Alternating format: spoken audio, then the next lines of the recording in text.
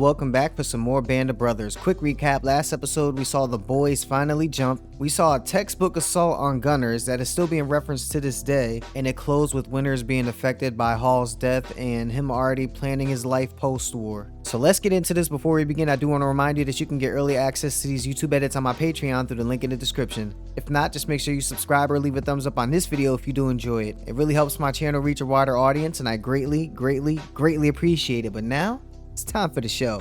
Let's go. I think I was just as scared as anybody else, except I could think. You try to handle your fear to accomplish what you're supposed to be doing. They're soldiers, but they're still regular people. This is the insight I wanted. I wanted to know how they approach fear.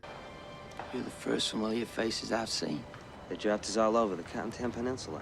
I've been trying to find Easy. Man, that just reinforces what I said in the last episode. How everyone just gets scattered up in its madness, and there's no way you're gonna land with everyone that you were supposed to. Got any souvenirs to trade? Huh? They're all ticking. Unlike their previous owners. Got anything good? Not yet. I mean, they don't need it anymore. Man, something's clearly wrong with this guy. I just can't tell what it is yet. Oh!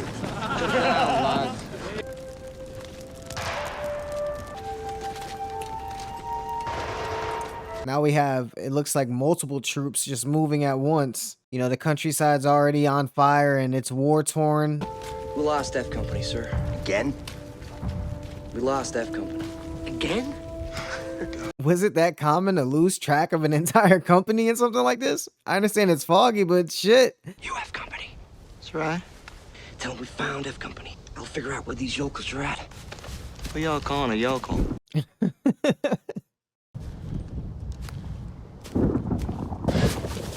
Holy shit, that's terrifying. Is that a trap? That's Edelweiss. That only grows in the Alps above the tree line. It's supposed to be the mark of a true soldier. I guess that is smart to know which of the soldiers that you're fighting against are the exceptional ones. Go. Let's go first. Let's go.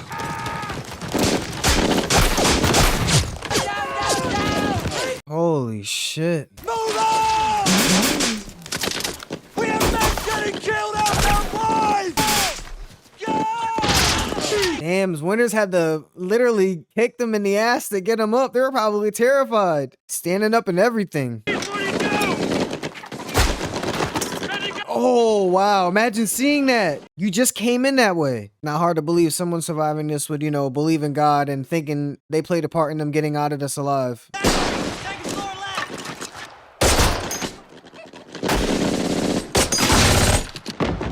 Oh, good shit, man. Oh.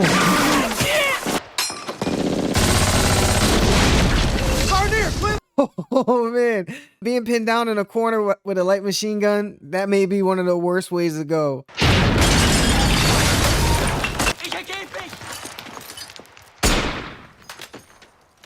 It seems like we're doing our job so far. Oh. Just close the door.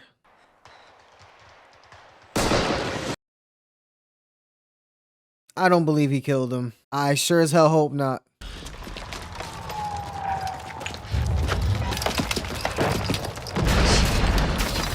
I wonder what's the significance of this soldier that they keep focusing on him. I don't really remember him from the first two episodes.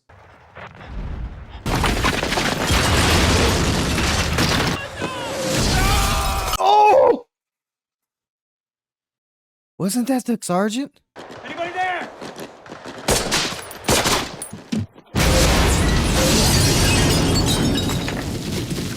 Dude, there's been an explosive like every 2 minutes this episode. You're looking real good. Come here, buddy. You gotta sit down. Come here. Come on. Easy. Easy. Jesus.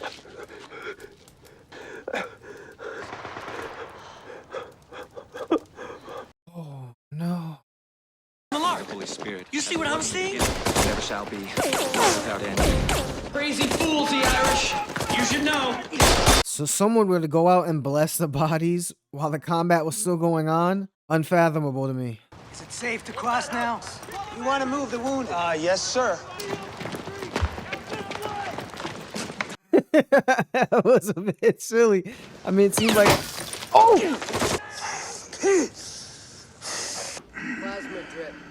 You're lucky it was a ricochet. Thank goodness Winters is alright, man. Just a ricochet. You can't see? I think so. I can't see a thing. I'm gonna get you out of here. I didn't want to let anyone down. So he was blind since he landed and never said anything. It probably got progressively worse, but his vision was gone and he still kept going. I'm okay. I think I'm okay. You can see? I think I'm okay. Wait, what? He can see now? Is that something that happened in the war? Temporary blindness? I don't know. I heard he didn't do it. Oh, no, it was him, all right. But it was more than 8 guys. He took that last 105 on D-Day practically by himself. On his own? Yep. I don't care if any of the other stuff's true. Just sounds cooler when you beef up stuff a little bit. I'm sure that happened all the time in war. You know, you gotta keep yourself hyped, gotta keep yourself pumped. I'm saying that we're never in the middle. And we're the 5th of 9 companies of this regiment. See there? You see that? Wow, as soon as he said, you see that? It started taking off. He noticed right away. Looks like this dude got what he asked for to be in the middle of the shit. Flash! Thunder. Hey, Lieutenant. What's the news? They're in their hedgerow, we're in ours. Damn, I don't think we saw what happened with Donnie Wahlberg's character. It just popped back in my head. Hopefully he's all right. It's a game, Blythe. Hell, we're just moving the ball forward 1 yard at a time. Nothing but a game. That's a great analogy. Moving the ball 1 yard at a time. Scores of people dying. People losing limbs just to move it that much. He's better to be Talbot. What the hell are you doing? That's Talbot. Gosh. Medic! Oh, no way. Did he just kill this guy? Man, you just gotta chalk that up to being on edge. I don't want to sound like I'm excusing him, but damn. Got some nervous privates in your company. They just don't see how simple it is. Just do what you have to do. Like you did on D-Day, sir? Oh, is this the guy all those stories were supposedly about? You hid in that ditch because you think there's still hope. The only hope you have is to accept the fact that you're already dead. Function as a soldier's supposed to function. Without mercy, without compassion, without remorse. All war depends upon it. The consensus of all the recaps I've done for anything military related basically boils down to exactly what he said. No matter what my take on it was, no matter what I thought, whether I thought something was right or wrong, that is the reality. That actor delivered that line incredibly as well. Carentan! Get your men in order! Stay low! Keep going! Keep it up! Man, he has that rallying voice. You know, he keeps you going when the shit is in the thick of it.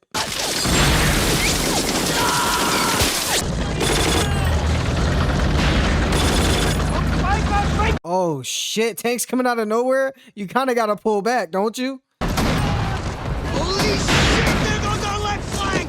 Dog and Fox are pulling back. What?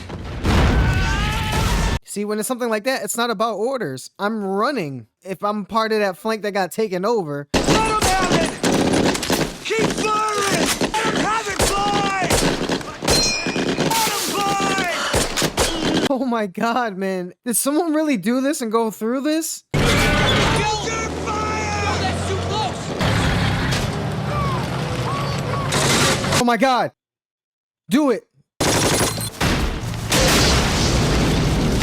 Oh my god, I thought that was him.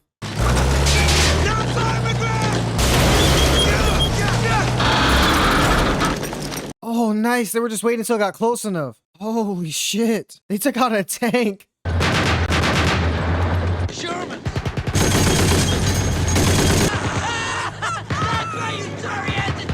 Ooh, I would have been glad to see those tanks pull out too, man. And the fact that these guys are so injured and we're holding off the point, it's just incredible.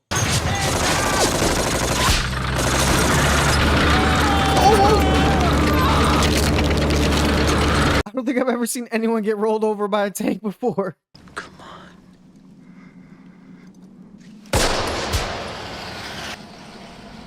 How the hell did he hit him? I'm confused. Is this guy actually blind or not? Like, what's going on here? Hey, buddy. Hey, buddy, you okay? Looks like you fellas had a heck of a fight. That's putting it lightly. It kind of seemed like he was blind, though. Was it hysterical blindness like the guy said?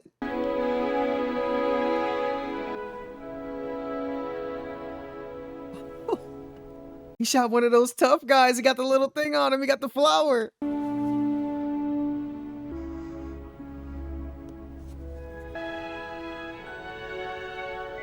I would not be the same person just after that little interaction right there. I'm sure he's going to be more battle hardened and smarter and braver for the rest of his life from here on out. Who wants to go? I'll go. As soon as I say it, man, it's already showing. A great soldier is born.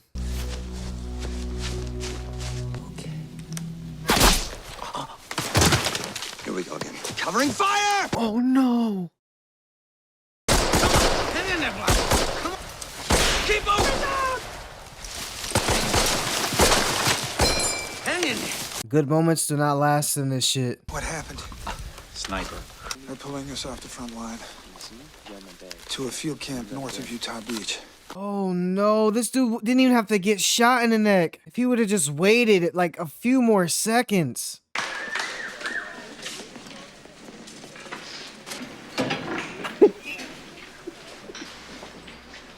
Holy shit! Hey, I got one hole in my shoulder, a second in my calf, then there's the boil on my shin that ought to be lanced. He only gets one.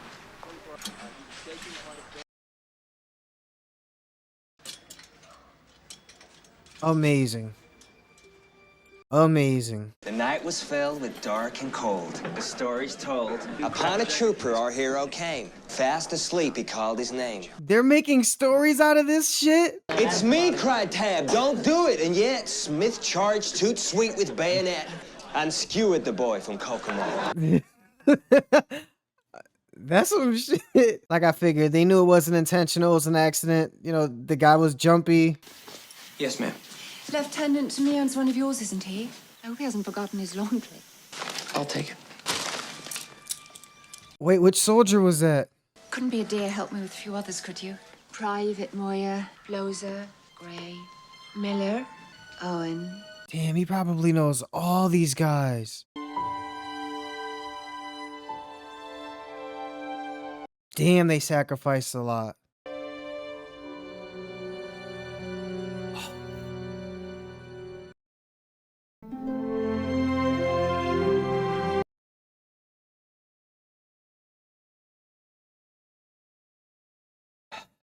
And that, ladies and gentlemen, was Band of Brothers episode 3.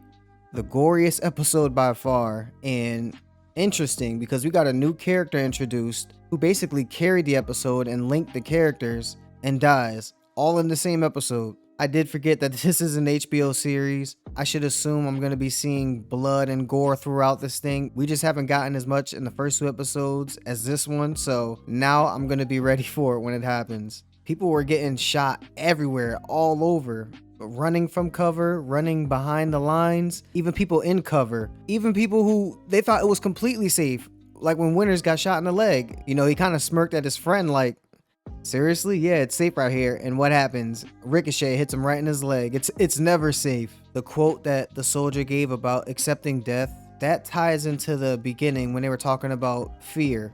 You kind of have to eliminate fear altogether in order to accept death. And we saw that fear physically manifested in a bunch of characters in this show so far, but mainly Blythe.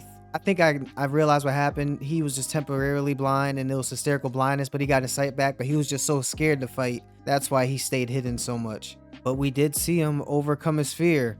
What the guy said to him, I don't know if that, along with seeing Winters be so inspirational, is what did it, but he overcame his fear. And unfortunately, in that sense of braveness, inadvertently led to him being killed, unfortunately. But I don't think anyone would hold that against him. And going back to Winters' inspirational rallying cry, my goodness, to see it in action, it's just amazing. It is very important. Tanks got way more shine in this episode. It showed how important and impactful they were every time they stepped onto the field. They actually changed the tide twice in like a span of 5 minutes in one battle. They were bombing the hell out of us to the point where one of our flanks were retreating, and then our reinforcement tanks came. We had a whole bunch of them and it completely flipped everything, even though we were able to take one out without help from the tanks, which was a great scene. And the battle scenes are all bittersweet, and that's because knowing they depict real events, these are real people we know their names, it affects you different than some written TV show or movie. That's the bitter part. I mean, the sweet part comes from it being so cinematic. You cannot look away. I'm pulled in when these battle scenes happen. I never really seen soldiers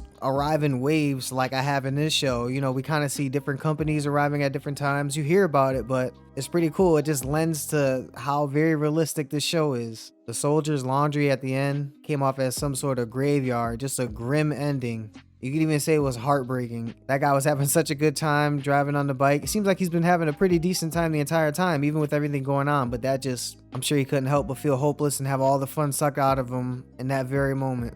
We're starting to see the cast get killed and mutilated more. It's not giving me hope for episode 4. Hopefully we get more inspirational stuff like Winter's rallying and stories like Blythe overcoming his fear. Hopefully we get more stuff like that. If anything in particular stood out to you or there was anything I might have missed, please tell me about it in the comments below. I hope you enjoyed watching my reaction. All I ask is that you leave a thumbs up and subscribe if you haven't yet. You can also get early access to my YouTube edits on my Patreon through the link in the description.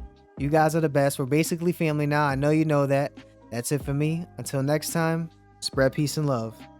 I'm out.